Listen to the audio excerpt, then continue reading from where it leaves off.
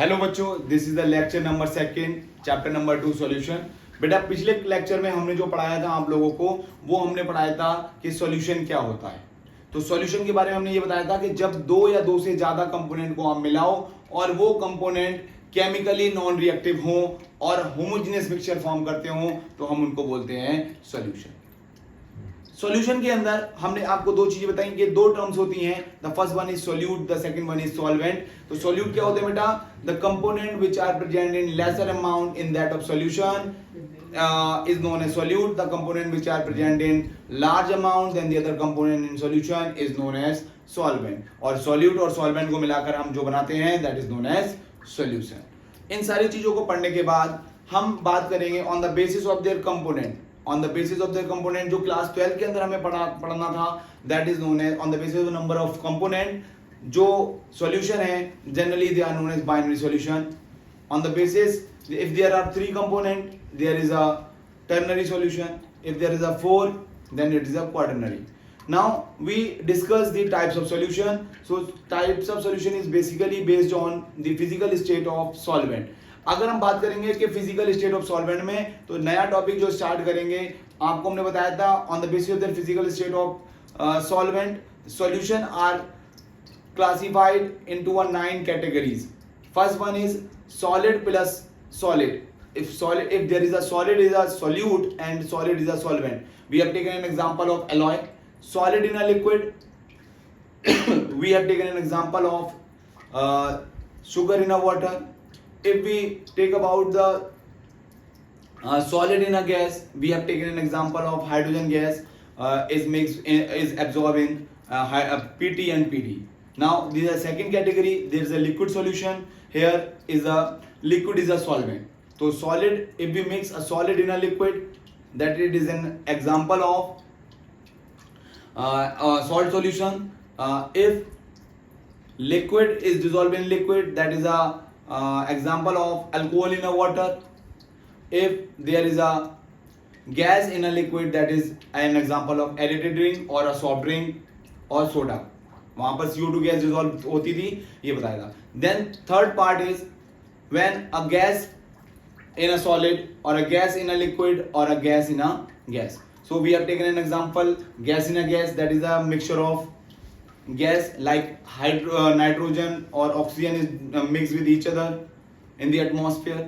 Second, we have taken an example of liquid in a gas.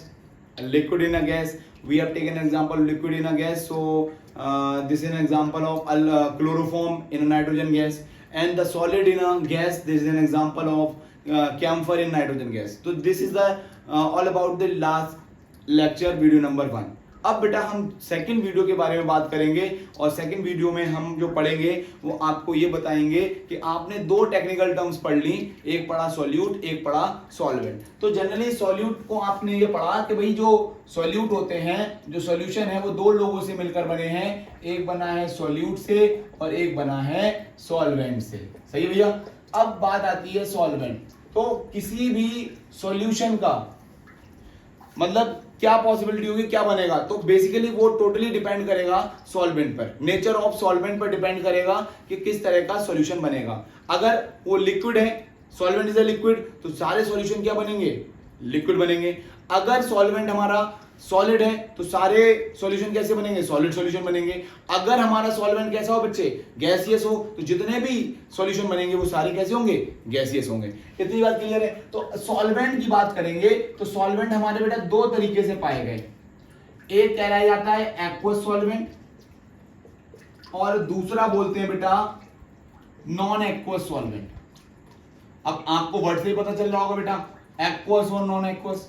भाई aqueous का मतलब पानी, तो जहां पर पानी एज अ सॉल्वेंट वर्क करे तो वो कहलाया जाएगा एक्वस सॉल्वेंट. यहां पर जनरली बेटा लिखेंगे वाटर या पानी. जहां पानी एज अ सॉल्वेंट वर्क करे that is known as what बेटा? That is known as aqueous solvent. और जहां पर पानी के अलावा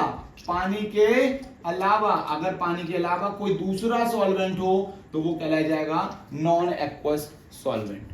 क्लियर है बात?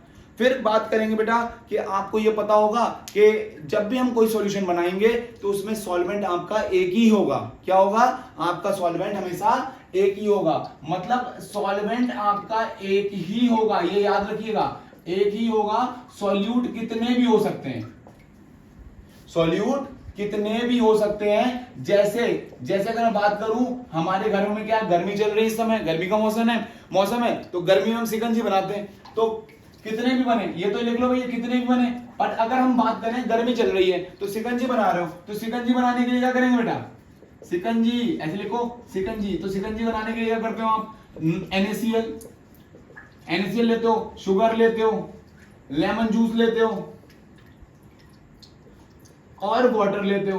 तो भैया यहां पर देखो, अगर बात करूं कि वाटर इज अ सॉल्वेंट, तो बाकी जितने भी हैं ये तीनों क्या है बेटा? सॉल्यूट हैं। और वाटर क्या है? सॉल्वेंट। क्लियर बेटा? तो मेरा कहने का मतलब ये है कि आपका सॉल्वेंट एक ही होगा और सॉल्यूट कितने भी हो सकते हैं। सॉल्यूट एक भी हो सकता है, दो भी हो सकते हैं और बेटा तीन भी हो सकते हैं। क्लियर बेटा? चलो इसको हम रब करें। देखो बेटा, कोई दिक्कत? अगर कोई आपको दिक्कत हो तो मैं व्हाट्सएप पर आप मैसेज कर सकते हो, और या तो आप डिस्क्रिप्शन में आपको कोई भी कमेंट करके मैसेज कर सकते हो। इतनी बात समझ में आई?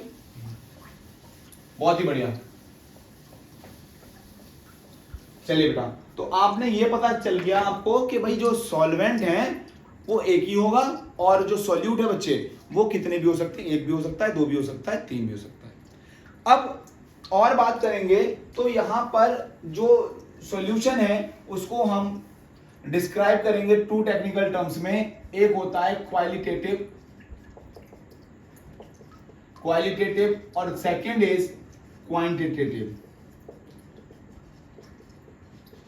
Qualitative and quantitative. क्वालिटेटिव में बात करेंगे तो कभी कभार हमने ये पढ़ा होगा कि जनरली छोटे क्लास में पढ़ते थे कंसंट्रेटेड और डाइल्यूट। तो समझना कैसे कि सॉल्यूशन कौन सा कंसंट्रेटेड है और कौन सा डाइल्यूट है। तो बेसिस ऑफ क्वालिटेटिव दो तरह से होते हैं, एक होता है बेटा डाइल्यूट और एक होता है कौन सा बेटा? एक होता है डाइल्यूट और एक होता है कॉन्सेंट्रेटेड। बेटा हम कैसे बता सकते हैं कि कौन सा डाइल्यूट होगा और कौन सा कॉन्सेंट्रेटेड होगा? तो अगर मैं बात करूं यहां पर अमाउंट ऑफ सॉल्यूट अगर कम हो, अमाउंट ऑफ सॉल्यूट क्या हो बेटा? कम हो, उसकी मात्रा क्या हो विद रिस्पेक्ट टू सॉल्वेंट? बहुत ही कम हो, तो वो क्या कहलाया जाएगा? डाइल्यूट। और जहां पर अमाउंट ऑफ सॉल्यूट ज्यादा हो तो वो क्या कहलाया जाएगा बेटा? आपका कॉन्सेंट्रेटेड। कहने का मतलब क्या है कि अगर मैं बात करूं 5 gram of NaCl dissolve in 100 ml और 50 gram of NaCl dissolve in 100 ml of water, तो यहां पर 50 ग्राम है, यानी कि जो नमक की कंसंट्रेशन है यहां पर ज्यादा है, तो that type of solution is known as concentrated. और बेटा यहां पर नमक की मात्रा क्या है? कम है, तो ये क्या कहलाया जाएगा बेटा? डाइल्यूट। ठीक है। अच्छा, अब मैं अगर आपसे एक जनरली क्वेश्चन पूछूं और मैं बोलूं कि सर बच्चों बताओ कि NaCl और वाटर, अभी बार बार एग्जांपल ले रहे हैं हम, NaCl प्लस वाटर, मैं से पूछूं आपसे कौन सा सॉल्यूट होगा और कौन सा सॉल्वेंट होगा, क्या आप बता सकते हैं? बहुत बेसिक सा क्वेश्चन है कि कौन सा सॉल्यूट होगा और कौन सा सॉल्वेंट, जरा रिकॉल करें आप। हाँ सर, बहुत सिंपल है, NaCl यहां सॉल्यूट होगा और वाटर इज अ सॉल्वेंट, क्योंकि हमने देखा है सर, हमने पढ़ा है कि हमने एक एग्जांपल देखा है सर, हमारी मम्मी है अगर नमक का पानी बना रही है तो क्या कर रही है? नमक 1 चम्मच डाला, पानी लगभग 1 गिलास है।